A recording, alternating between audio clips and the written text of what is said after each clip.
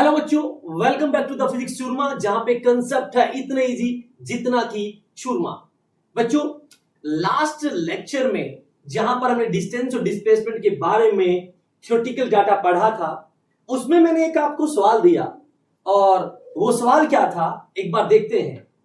वो सवाल क्या था बच्चों, एक बार देखते हैं कि मैंने आपको बताया कि यहां पर ए पोजीशन है और ये बी पोजीशन है, ये इनिशियल पोजीशन है और ये फाइनल पोजीशन है। और जो इनिशियल पोजीशन वेक्टर है वो मैंने दिया आपको R1 और जो फाइनल पोजीशन वेक्टर है वो दिया मैंने R2।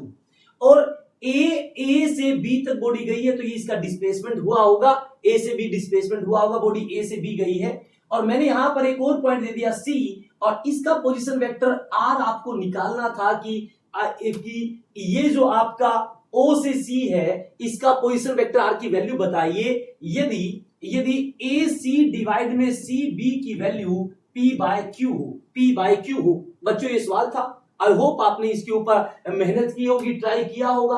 अब देखते हैं बच्चों क्या है। अब सुनिए साफ साफ दिख रहा है R1 और AB का जो ऑर्डर है वो सेम है, तो मैं लिख सकता हूं R1 प्लस में position vector displacement AB is equal to क्या, R2। तो मैं यहां से लिख सकता हूं AB is equal to R2 minus R1। AB is equal to R2 minus R1। I hope आपको ये बात समझ आ गई होगी। अब बच्चों यदि मैं यहां पर ऐसा लिखूं AC डिवाइड में AB, तो मुझे साफ साफ दिख रहा है AC तो आपका P है और AB आपका क्या होगा, AC plus CB। AC P और CB आपका Q है, तो इसको क्या लिख सकता हूं, P प्लस Q। तो यानी कि आप लिखोगे AC is equal to AB आपका कितना है, R2 माइनस R1 और इंटू P डिवाइड में P प्लस Q। ये आपकी आ गई AC की वैल्यू। अब देखिए ये आपका R1 है, ये आपका AC है और मुझे ये चाहिए OR, इसकी वैल्यू चाहिए। तो मैं लिख सकता हूं कि जो OR है, OC है जो मुझे चाहिए, OC जो मुझे चाहिए, जिसका पोजीशन वेक्टर R है, ये R मुझे चाहिए। तो इसको मैं क्या लिख सकता हूं इस ट्रायंगल में, O से A से C में, तो R1 प्लस में AC, और AC की वैल्यू वो रही R2 minus R1 into P divide में P प्लस Q। आज जब मैं क्रॉस मल्टीप्लाई करूंगा तो ये कितना आएगा, P R1 और प्लस में Q R1 और प्लस में R2P माइनस R1P और डिवाइड में P प्लस Q। ये वैल्यू बची। अब R1P से R1P क्या हो जाएगा, कैंसिल हो जाएगा। तो ये बच्चों क्या बना, ये आपका आंसर है वो क्या आया, R1Q प्लस R2P डिवाइड में P plus Q। This is the position vector of OC। अब बच्चों यही आपसे सवाल पूछा था। आई होप आपको ये चीज समझ आ गई होगी। तो बच्चों, वीडियो को स्टार्ट करने से पहले आप मुझे ये बताइए, यदि मैं आपको कहूं कि डिस्टेंस नॉन जीरो है, then what about the displacement. यदि किसी मोशन का डिस्टेंस जीरो है और मैं आपसे पूछूं कि व्हाट अबाउट द डिस्प्लेसमेंट, तो वीडियो को पॉज करके एक बार कमेंट करके जरूर बताइए, यदि डिस्टेंस जीरो होगा तो डिस्प्लेसमेंट होगा या नहीं होगा।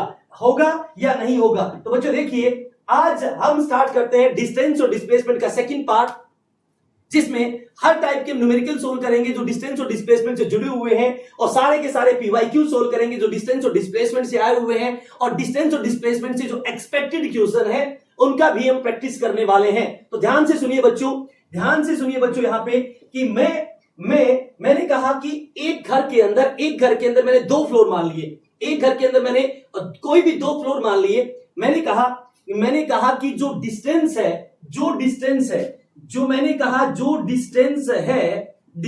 है, मैं कहूंगा ये घर का ग्राउंड फ्लोर है। ये घर का बच्चों ग्राउंड फ्लोर है, मैंने डिस्टेंस को ग्राउंड फ्लोर मान लिया। और जो डिस्प्लेसमेंट है वो मैंने घर का बच्चों क्या मान लिया, फर्स्ट फ्लोर मान लिया। इसी कहानी से हम चीजों को समझने वाले हैं। मैंने कहा बच्चों डिस्टेंस नहीं है, मैंने कहा एक मोशन का डिस्टेंस नहीं है। इसका मतलब क्या है, मैंने कहा डिस्टेंस नहीं है, इसका मतलब क्या है, घर में ग्राउंड फ्लोर नहीं है, मतलब नो डिस्टेंस का मतलब डिस्टेंस कितना बच्चों, डिस्टेंस कितना, जीरो, डिस्टेंस कितना, जीरो। तो आपसे पूछेगा what about the displacement, what about the displacement. तो आपको क्या समझना है, यदि डिस्टेंस नहीं है इसका मतलब घर के अंदर ग्राउंड फ्लोर नहीं है, और यदि ग्राउंड फ्लोर नहीं है तो पक्की बात है बच्चों, फर्स्ट फ्लोर किसके ऊपर बनता है, ग्राउंड फ्लोर के ऊपर। जब फर्स्ट फ्लोर, ग्राउंड फ्लोर ही नहीं है तो फर्स्ट फ्लोर कैसे होगा, इट मींस ग्राउंड फ्लोर नहीं है तो पक्का फर्स्ट फ्लोर नहीं है, मतलब डिस्टेंस नहीं है तो पक्का डिस्प्लेसमेंट नहीं है। It means displacement must be zero, displacement must be zero, यानी कि डिस्टेंस जीरो होगा तो displacement must be zero. I hope आपका ये पॉइंट क्लियर हो गया होगा। अगला पॉइंट क्या है बच्चों, अगला पॉइंट क्या है, मैं कह रहा हूं distance not equal to zero, मतलब डिस्टेंस है, डिस्टेंस है। अब डिस्टेंस है का मतलब क्या है, ग्राउंड फ्लोर है। यदि किसी मकान मालिक ने, किसी ओनर ने ग्राउंड फ्लोर बना लिया है तो जरूरी थोड़ी है कि उसके ऊपर वो फर्स्ट फ्लोर बनाएगा, वो फर्स्ट फ्लोर हो भी सकता है और नहीं भी हो सकता।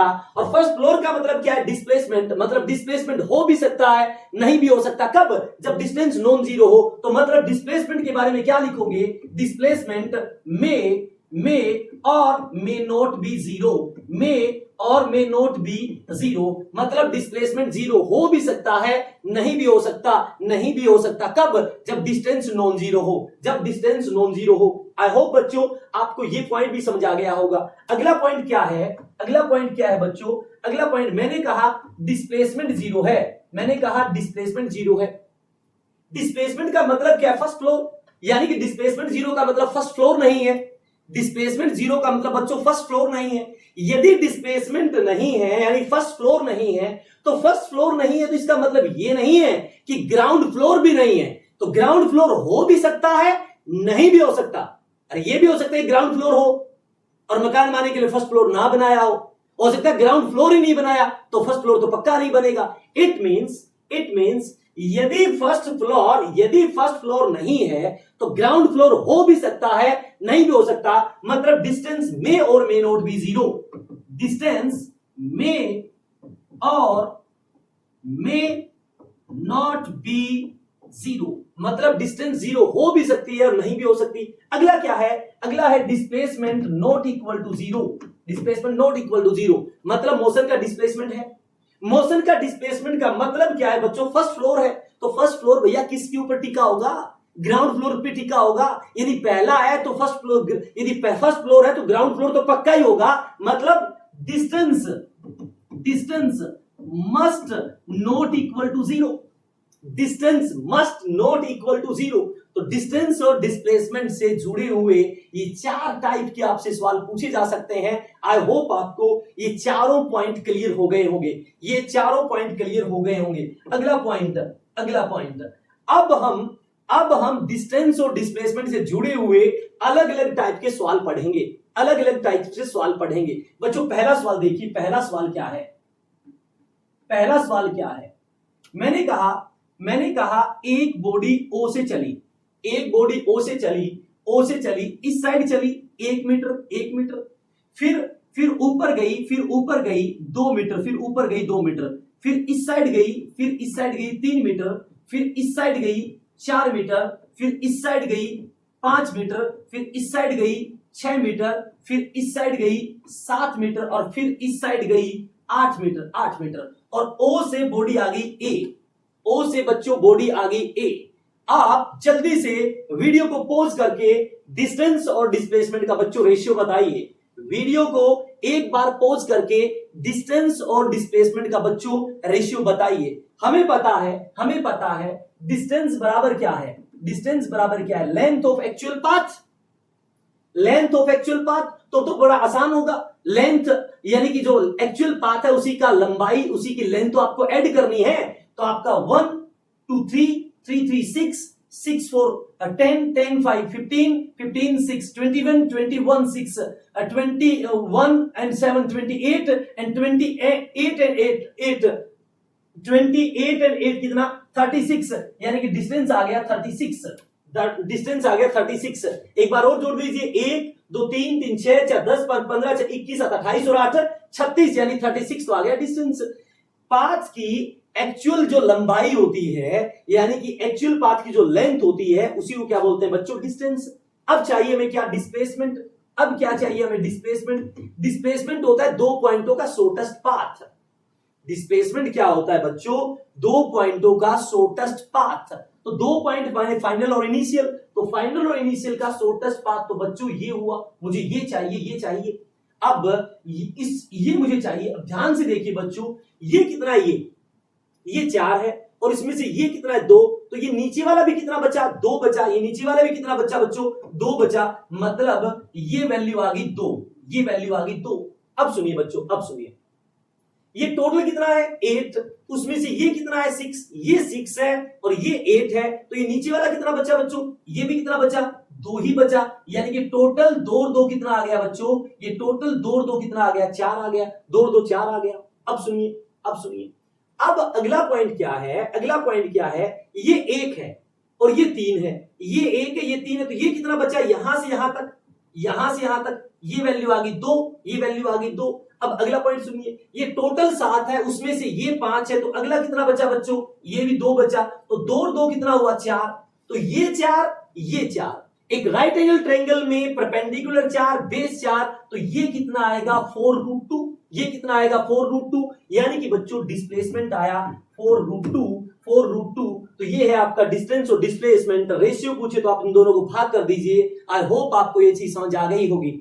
आई होप आपको ये चीज समझ आ गई हो। बच्चों जो जो मैं वर्ड बोल रहा हूं उसको, वीडियो को स्लो करके पूरा का पूरा रिटेन करिए, पूरी की पूरी बातें लिखिए, अपने साफ साफ नोट्स बनाइए। आप जो अपने नोट्स बनाओगे वही आपके लिए बेस्ट रहेगा। मैं एक एक बात आपको बताने वाला हूं। जो भी चीज आपको समझनी हो, पूछनी हो, आप कमेंट करें। जो भी टॉपिक आपको समझना हो आप कमेंट करें, मैं जरूर उसका जवाब दूंगा। उसके ऊपर जरूर मैं वीडियो बनाऊंगा ताकि हर बच्चे का नीट और आईटी का सपना कंप्लीट हो। तो बच्चों, आपको यदि कुछ भी आपको फायदा हो रहा है, चीजें समझ आ रही है, तो आप जल्दी से फिजिक्स सुरमा को लाइक एंड सब्सक्राइब जरूर करें और अपने दोस्तों के साथ शेयर करना ना भूलें। अगला पॉइंट क्या है बच्चों? अगला सवाल देखिए, अगला सवाल, अगला टाइप देखिए, अगला टाइप क्वेश्चन नंबर 2। डिस्टेंस और डिस्प्लेसमेंट के अंदर, डिस्टेंस और डिस्प्लेसमेंट के अंदर क्वेश्चन नंबर 2 देखिए बच्चों, क्वेश्चन नंबर 2। अब मैं आपको जो सवाल देने वाला हूं वो उसके बारे में आप ध्यान से सुनिए। मैंने कहा कि ये एक स्क्वायर पाथ है। मैंने कहा ये एक स्क्वायर पाथ है जिसकी हर एक साइड L है, जिसकी हर एक साइड L है। ये पॉइंट A है, ये पॉइंट B है, ये पॉइंट C है, ये पॉइंट D है, ये पॉइंट D है। हमें क्या करना है? हमें क्या करना है बच्चों? डिस्टेंस और डिस्प्लेसमेंट बतानी है। डिस्टेंस और डिस्प्लेसमेंट बतानी है। कहां से कहां? पहले आपको बतानी है A to B, A to B, फिर आपको बतानी है A to B to C, A to B to C, फिर आपको बताना है A to B to C to D, और फिर आपको बताना है बच्चों A to B to C to D to A। ये आपको चारों पाथ के लिए डिस्टेंस और डिस्प्लेसमेंट बताना है। अब सुनिए, A से B जाएगा, A से B जाएगा, तो A से B का पाथ तो यही हुआ। तो और पाथ की लंबाई को क्या बोलते हैं? डिस्टेंस। तो A से B का डिस्टेंस तो L आया, A से B का डिस्टेंस तो बच्चों L आया। अब A से B इनिशियल पॉइंट A और फाइनल पॉइंट B है, तो इनके बीच का शॉर्टेस्ट पाथ भी आपका L है। इसका मतलब बच्चों डिस्प्लेसमेंट भी L आया। इसका मतलब A से B डिस्टेंस और डिस्प्लेसमेंट बच्चों सेम है। A से B डिस्टेंस और डिस्प्लेसमेंट बच्चों सेम है। A से B का जो डिस्टेंस और डिस्प्लेसमेंट आया है बच्चों, वो क्या आया है हमारा? बिल्कुल सेम आया है। अब हम बात करते हैं A to B to C, A to B to C। तो A से गए B L और B से C गए फिर L, क्योंकि स्क्वायर पाथ है। तो टोटल पाथ कितना हो गया? L और L 2L, यानी डिस्टेंस आ गई बच्चों 2L, डिस्टेंस आ गई बच्चों 2L। अब A से B और B से C का जो शॉर्टेस्ट पाथ है, मतलब A और C का इनिशियल और फाइनल पॉइंट का जो शॉर्टेस्ट पाथ है, वो बच्चा कितना आएगा? ये L, ये L, तो ये कितना आया? √L, यानी कि इसका डिस्प्लेसमेंट कितना आया? √2L। इसका डिस्प्लेसमेंट कितना आया बच्चों? √2L। अब देखते हैं A से B और B से C और C से D का, तो L चला, L चला, L चला, मतलब डिस्टेंस होगी 3L, डिस्टेंस होगी 3L। इनिशियल पॉइंट A है और फाइनल पॉइंट आपका D है, तो इसके बीच में जो शॉर्टेस्ट पाथ है वो कितना हुआ बच्चों? L हुआ। वो कितना हुआ? L हुआ। अब चलते हैं A to B to C to D to A, मतलब L L L L, तो टोटल पाथ हुआ बच्चों 4L और इनिशियल और फाइनल पॉइंट सेम है तो डिस्प्लेसमेंट कितना होगा बच्चों 0। तो ये आपके चारों पाथ का डिस्टेंस और डिस्प्लेसमेंट हमने निकाल लिया। ये अपने चारों पाथ का डिस्टेंस और डिस्प्लेसमेंट हमने निकाल लिया।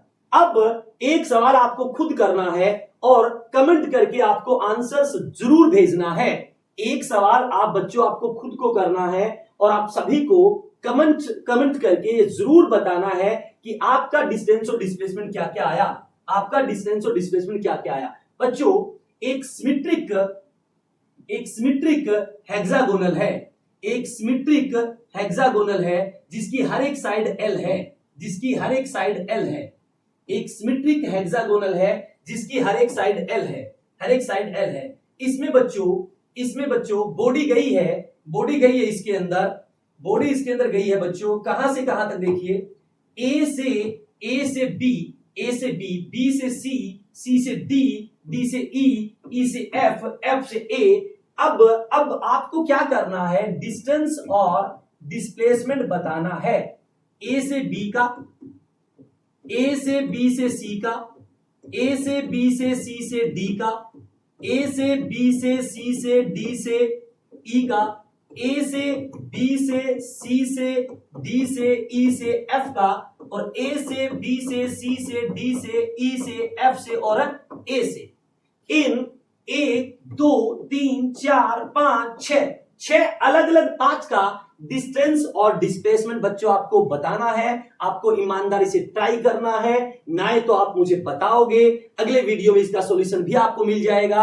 आप कमेंट करके इन 6 के 6 पाथ का डिस्टेंस और डिस्प्लेसमेंट सोल्व करने का ट्राई जरूर करें। अगला सवाल देखिए बच्चों, अगला सवाल क्या है, ये पोजीशन है, ये टाइम एक्सिस है, टाइम, और ये यहां पर है पोजीशन, यहां पर है पोजीशन। एक बॉडी ये -10 है, -10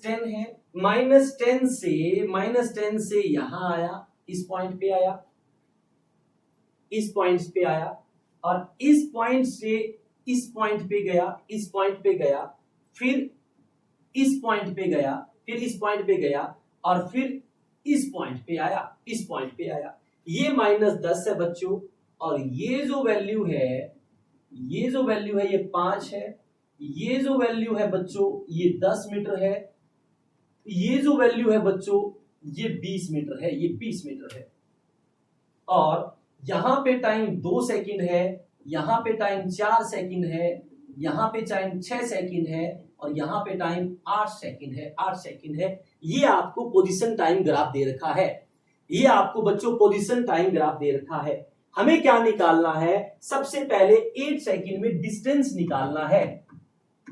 सबसे पहले 8 सेकंड के अंदर बच्चों डिस्टेंस निकालना है। 8 सेकंड के अंदर बच्चों आपको क्या करना है, डिस्टेंस निकालना है। अब सुनिए, 8 सेकंड के अंदर बच्चों डिस्टेंस निकालना है।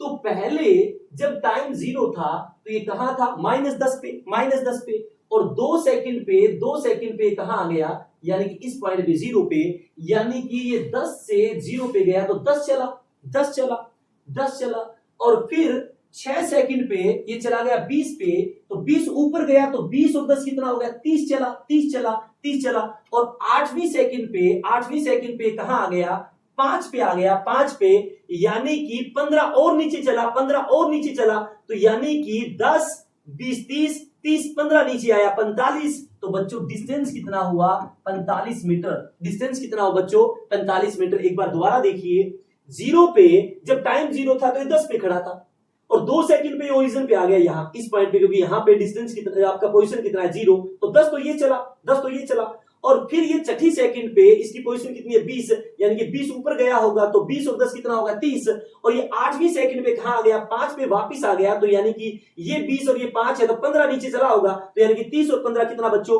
45 मीटर आपका डिस्टेंस है, 45 मीटर आपका डिस्टेंस है। अब हमें क्या निकालना है बच्चों, अब हमें निकालना है डिस्प्लेसमेंट। तो डिस्प्लेसमेंट क्या होता है, final position minus initial position, final position minus initial position. तो फाइनल पोजीशन आपका 8 सेकंड पे तो 5 है, तो यहां पे मैंने 5 लिख दिया, और माइनस इनिशियल पोजीशन आपका -10 है, तो यहां पे -10 लिख दिया, तो -10 और +5 कितना, 15 मीटर। बच्चों ये आपका डिस्प्लेसमेंट है, ये आपका डिस्प्लेसमेंट है। तो डिस्टेंस और डिस्प्लेसमेंट आप इस तरह से निकाल सकते हैं जब पोजीशन टाइम आपको ग्राफ दे रखा हो। जब आपको पोजीशन टाइम ग्राफ दे रखा हो तो बच्चों डिस्टेंस और डिस्प्लेसमेंट के ग्राफ इस तरह से सोल्व होंगे। आई होप आपको ये बात भी समझ आ गई होगी, इस तरह के न्यूमेरिकल्स भी आप आसानी से सोल्व कर पाएंगे।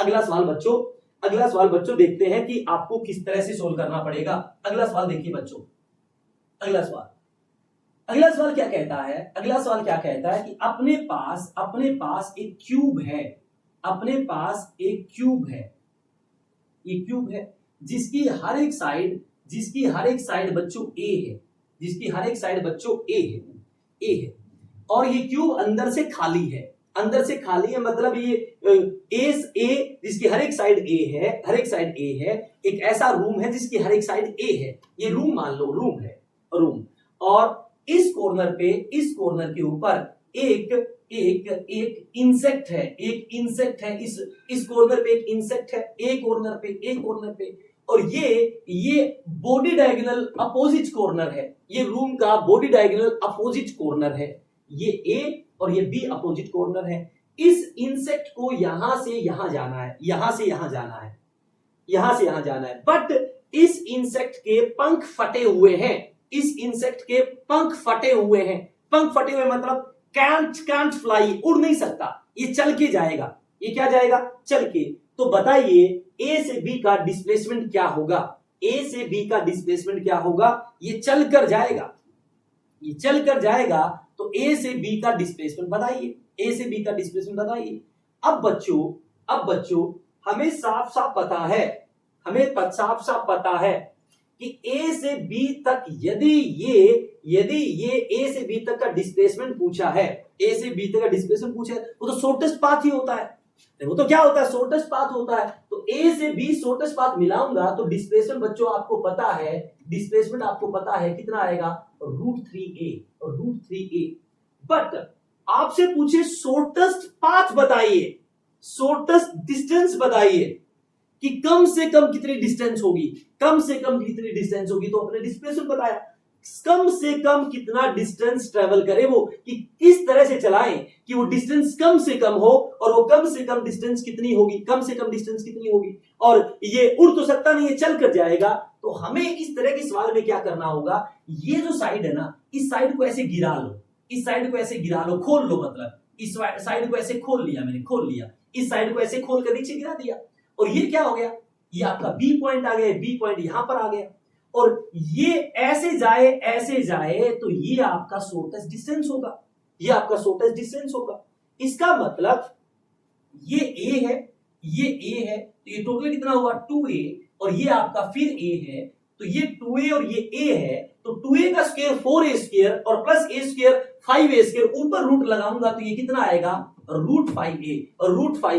इसका मतलब पहले यहां से यहां गई होगी, फिर यहां से यहां गया होगा, इसको वापस खड़ा कर दे, तो आपका जो शॉर्टेस्ट डिस्टेंस आया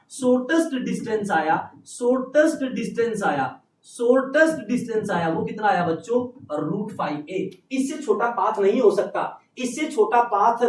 सकता, आई होप आपको ये बात समझ आ गई होगी, हाँ ये उड़ के जाता तो इसका शॉर्टेस्ट पाथ √3a ही होता, यानी कि इसकी शॉर्टेस्ट पाथ √3a ही होता, ये उड़ के जाता तो। बट यदि ये चल के जाएगा तो इसका शॉर्टेस्ट पाथ कितना होगा, √5a। आई होप आपको ये सवाल भी समझ आ गया होगा, कमेंट करके बताइए, समझ ना आया हो तो अगली क्लास में हम जरूर इसको रिपीट कर लेंगे। अगला सवाल देखते हैं, और किस तरह के सवाल आपसे पूछे जा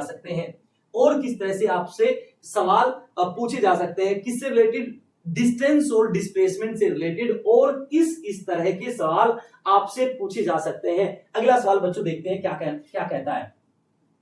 अगला सवाल देखिए बच्चों, आपसे क्या पूछा गया है, आपसे अगले सवाल में जो चीज पूछी गई है उसमें आपको बोला गया इफ क्या दे रखा है, मतलब आपसे पूछा जाएगा क्या, या तो डिस्टेंस पूछा जाएगा, और या क्या पूछा जाएगा, डिस्प्लेसमेंट पूछा जाएगा। या तो डिस्टेंस पूछा जाएगा और या क्या पूछा जाएगा आपसे, डिस्प्लेसमेंट। डिस्टेंस आपको क्या पता, डिस्टेंस क्या होता है, किसी ड्यूरिंग द मोशन जो एक्चुअल पाथ यूज हुआ है, ड्यूरिंग द मोशन जो एक्चुअल पाथ यूज हुआ है उसका जो शॉर्टेस्ट पाथ होता है, शॉर्टेस्ट पाथ, उसे डिस्प्लेसमेंट बोलते हैं, डिस्प्लेसमेंट बोलते हैं। मतलब ए और बी के बीच में जो लाइन होती है वो क्या होता है, डिस्प्लेसमेंट होता है। और ए और बी के बीच में जो मिलाने वाली लाइन होती है वो डिस्प्लेसमेंट होती है। जो एक्चुअल पाथ यूज हुआ है, एक्चुअल पाथ यूज हुआ है उसे क्या बोलते हैं, डिस्टेंस बोलते हैं। तो मैंने क्या किया, एक कैरम बोर्ड लिया, मैंने एक कैरम बोर्ड लिया जिसका साइज है 2x2 फीट, 2x2 फीट, यानी कि 2x2 फीट ये कैरम बोर्ड है, कैरम बोर्ड है ये। मैंने किसी एक कॉर्नर से स्ट्राइकर को हिट किया और वो सामने वाले दीवार से टकराकर यहां से सामने वाले दीवार से टकराकर इस अपोजिट कॉर्नर के अंदर एंटर कर गया। तो बताइए बच्चों डिस्टेंस और डिस्प्लेसमेंट क्या होगा, तो बच्चों मुझे पता है डिस्प्लेसमेंट क्या होता है, शॉर्टेस्ट पाथ होता है इनिशियल पॉइंट फाइनल पॉइंट के बीच का। तो ये तो 2 फीट है, तो आपका डिस्प्लेसमेंट तो कितना आया बच्चों, 2 फीट आपका डिस्प्लेसमेंट आ गया, 2 फीट आपका डिस्प्लेसमेंट आ गया, क्योंकि इनिशियल पॉइंट ये है और फाइनल पॉइंट ये है, तो इसके बीच में गैप तो आपका 2 मीटर है। बट जब आपसे डिस्टेंस पूछेगा तो डिस्टेंस के अंदर क्या होता है बच्चों, एक्चुअल जो पाथ यूज हुआ है उसी के लंबाई को डिस्टेंस बोलते हैं। तो मुझे पता है इस कॉर्नर से स्ट्राइक कर सामने वाले दीवार पे टकराकर यहां पर तभी एंटर करेगा जब वो यहां पर मिड पॉइंट पे टकराए, यदि मिड पॉइंट है तो ये टोटल 2 है तो ये 1 फीट हो जाएगा, और ये आपका 2 फीट है तो 2 का स्क्वायर 4 और 4 प्लस 1 का स्क्वायर 5 और 5 का रूट करोगे तो ये आएगा √5 फीट, और यदि ये √5 फीट है तो ये भी कितना होगा, √5 फीट। तो टोटल डिस्टेंस हो गया √5 प्लस √5 कितना, 2√5 फीट आपकी ये टोटल डिस्टेंस आ गई, 2√5 फीट आपकी ये टोटल डिस्टेंस आ गई। आई होप आपको ये बात भी समझ आ गई होगी। इसके बाद देखिए बच्चों क्या है, मैं आपको कहूं कि एक व्हील है जिसका रेडियस r है, और इसका ये टॉप पॉइंट है इसका P, इसका जो P है बच्चों वो टॉप पॉइंट है, इसकी रेडियस r है, और ये घूमता हुआ इसने एक चक्कर पूरा कर लिया, और जब एक चक्कर पूरा कर लिया तो ये जो पॉइंट है, अच्छा एक बात दोबारा सुनिए, क्या सवाल है कि एक व्हील है जिसका रेडियस कितना है, r है, और ये पॉइंट कितना है, ये पॉइंट कौन सा है, P आपका टॉप पॉइंट है, P आपका क्या है बच्चों, टॉप पॉइंट है। मेरा सवाल बस इतना सा है कि बताइए कि जब ये एक हाफ रोटेशन कंप्लीट करे, एक रोटेशन नहीं पहले हाफ रोटेशन, मान लो ये हाफ रोटेशन कंप्लीट करे, तो पक्की बात है हाफ रोटेशन कंप्लीट करेगा तो ये P नीचे आएगा, ये P यहां पर पहुंचेगा, ये P नीचे आ जाएगा। तो बताइए टॉप पॉइंट का डिस्टेंस और डिस्प्लेसमेंट कितना हुआ, तो जब ये हाफ रोटेशन कंप्लीट करेगा तो आपको पता है कि आधे चक्कर में ये पहिया यहां से यहां तक जो दूरी तय करेगा वो हाफ सर्कमफेरेंस होगी, और हाफ सर्कमफेरेंस कितनी होगी, पाई आर होगी। तो ये तो लाइन आ गई पाई आर, और मुझे पता है कि ये r और r ये कितना हुआ 2r हो गया, और P इनिशियल पोजीशन ये है और फाइनल पोजीशन यहां पर है। इसका जो शॉर्टेस्ट लाइन होती है वो आपका डिस्प्लेसमेंट होता है, तो 2r का स्क्वायर कितना हुआ, 4r स्क्वायर, क्योंकि परपेंडिकुलर का स्क्वायर, और बेस का स्क्वायर कितना हुआ, पाई स्क्वायर r स्क्वायर, और मुझे तो ये हाइपोटेन्यूज निकालना है तो ऊपर क्या लगा देंगे, रूट लगा देंगे। तो इस P का जो डिस्प्लेसमेंट आया, इस P पॉइंट का जो डिस्प्लेसमेंट आया वो कितना आया, r स्क्वायर कॉमन लेंगे तो r आएगा, और अंदर क्या बचा 4 plus pi square 4 plus pi square. आई होप आपको ये चीज समझ आ गई होगी, आई होप आपको ये चीज समझ आ गई होगी कि जब इसने एक हाफ रोटेशन कंप्लीट किया तो पी पहले टॉप पे था और हाफ रोटेशन में नीचे आएगा, और हाफ रोटेशन के अंदर ये जो दूरी होगी ये हाफ सर्कम्फरेंस के बराबर होगी, पाई आर के बराबर। तो ये आपका पाई आर आ गया, ये आपका 2r है, डायमीटर है, तो 2r का स्क्वायर प्लस पाई आर का स्क्वायर, ऊपर रूट लगाऊंगा तो मेरे पास इस पी पॉइंट की डिस्प्लेसमेंट आ जाएगी r into 4 plus pi square, 4 plus pi square. आई होप आपको ये चीज समझ आ गई होगी। अगला टॉपिक है डिस्टेंस। अगला टॉपिक है बच्चों distance and displacement during circular motion या on circular path. During circular motion या ऑन सर्कुलर पाथ। मान लेते हैं बच्चों, मान लेते हैं कि ये एक सर्कुलर पाथ है जिसकी रेडियस r है। ये एक सर्कुलर पाथ है जिसकी बच्चों रेडियस r है, और एक बॉडी ए पॉइंट पे थी और ए पॉइंट से कहां गई, बी पॉइंट पे, और ए से बी तक जाने के लिए इसने सेंटर पे एंगल कितना बनाया बच्चों, थीटा। ए से बी तक जाने के लिए सेंटर पे एंगल कितना बनाया बच्चों, थीटा। तो ये जो ए बी है, ये जो आर्क है, यही तो इसका पाथ है, यही क्या हुई इसकी डिस्टेंस तो ये आर्क है। और हमें पता है लेंथ ऑफ आर्क बराबर होता है बच्चों रेडियस, लेंथ ऑफ आर्क बराबर होता है बच्चों रेडियस इनटू में क्या एंगल। लेंथ ऑफ आर्क बराबर बच्चों क्या होता है, रेडियस इनटू एंगल। और लेंथ ऑफ आर्क आपका डिस्टेंस के बराबर है क्योंकि यही एक्चुअल पाथ है। तो डिस्टेंस बराबर कितना आया, r इनटू थीटा। यानी कि सर्कुलर पाथ पे डिस्टेंस निकालने का फॉर्मूला क्या होता है बच्चों, r थीटा।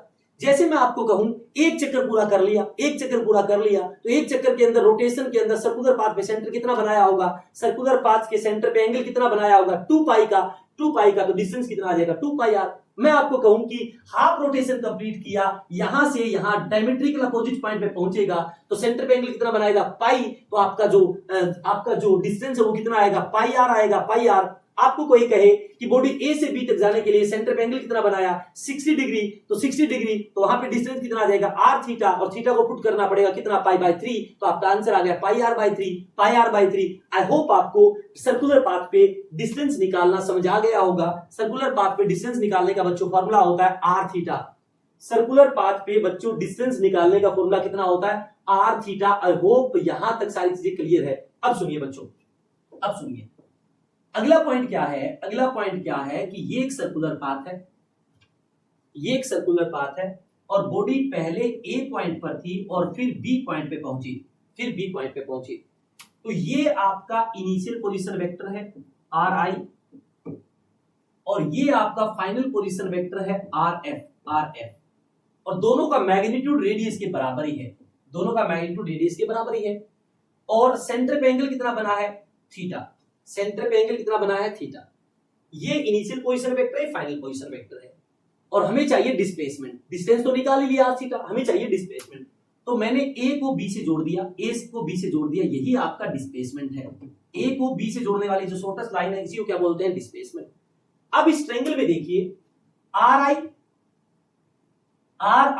और ये जो डिस्प्लेसमेंट है इसका ऑर्डर सेम है, और r फाइनल का ऑर्डर अपोजिट है।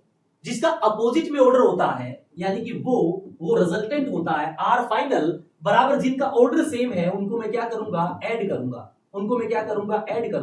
तो ri और डिस्प्लेसमेंट का ऑर्डर सेम है तो उनको मैंने ऐड कर दिया। यहां से बच्चों डिस्प्लेसमेंट की वैल्यू कितनी आई, r final minus r initial. और बच्चों मुझे पता है r फाइनल का मैग्नीट्यूड भी r है और r इनिशियल का मैग्नीट्यूड भी क्या है, r, क्योंकि दोनों ही रेडियस है। और ऐसे दो वेक्टर जिनका मैग्नीट्यूड सेम हो उनका सबट्रैक्शन निकालने का फॉर्मूला होता है बच्चों 2 उनमें से किसी एक की मैग्नीट्यूड, तो दोनों की मैग्नीट्यूड रेडियस के बराबर है, और into sin theta by 2 this is the displacement on circular path.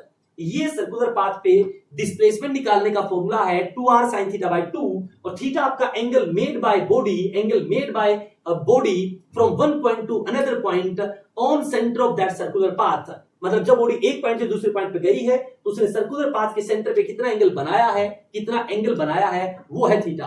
तो सर्कुलर पाथ पे डिस्प्लेसमेंट निकालने का फॉर्मूला होता है 2r sin थीटा बाय 2। जैसा कि आपको पता है मान लो मान लो बॉडी ए से चलकर डायमेट्रिकल अपोजिट पॉइंट पे पहुंचे, डायमेट्रिकल अपोजिट पॉइंट पे पहुंचे तो सिंपल सी बात है, डिस्प्लेसमेंट क्या होता है, शॉर्टेस्ट पाथ होता है, तो ये तो 2r आना चाहिए, 2r आना चाहिए। अब इस फॉर्मूले के अंदर वैल्यू पुट करके देखते हैं क्या सच में 2r आ रहा है, तो रिजल्ट फॉर्मूला में पुट करेंगे 2r sin, और जब डायमेट्रिकल अपोजिट पॉइंट पे जाएगी तो इसका मतलब इसने हाफ रोटेशन कंप्लीट किया, तो सेंटर पे एंगल पाई बना होगा, तो इसको क्या लिखूंगा sin π/2, और sin π/2 sin 90 बच्चों आपका 1 होता है, तो आपका आंसर कितना आया 2r। आपका आंसर कितना आया बच्चों 2r यहां पे आया। आई होप आपको डिस्टेंस और डिस्प्लेसमेंट का ये सारा कंसेप्ट क्लियर हुआ होगा। बच्चों यदि आपको इस सेशन में मजा आया, आपको ये चीज समझ आई है, तो जल्दी से फिजिक्स उर्मा को लाइक एंड सब्सक्राइब जरूर करें और अपने दोस्तों के साथ शेयर जरूर करें। तब तक के लिए पढ़ते रहिए। All the best.